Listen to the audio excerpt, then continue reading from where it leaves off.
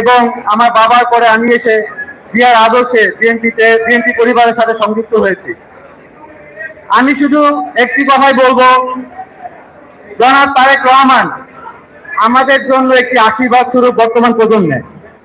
তার বর্তমানে তার যে পদক্ষেপ দুটি জনগণের মনে আশার সঞ্চার করেছে এবং জাতীয় সংসদ নির্বাচনে যেটি সবচেয়ে প্রধান ভূমিকা পালন করবে বলে আমি মনে করি, সেই দুটি কথা বলে আমি আমার বক্তব্য শেষ করবো। তার ভিতরে প্রথম কথাটা হচ্ছে, তিনি তারই দলের 16 বছরের ত্যাগী নেতাদের দুর্নীতিগ্রস্ত এবং অনৈতিকতার কারণে বহিষ্কার করাটা, এই সময়টা তার জনগণের প্রতি প্রতিশ্রুতি এবং ওয়াদাবদ্ধতার একটা প্রমাণ দিয়েছে।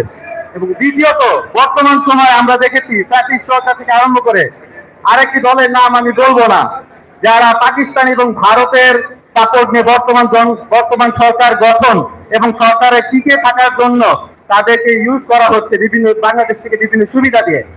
একমাত্র আমাদের নেতা তারেক রহমান সাহেব, যিনি অকুতভাবে শুধুমাত্র বাংলাদেশি প্রথম এবং বাংলাদেশের স্বার্থ, ট্রেডের ব্যাপারে হোক, সিকিউরিটির ব্যাপারে হোক, বাংলাদেশই সবার আগে এবং বাংলাদেশের জনগণ সবার আগে, সেই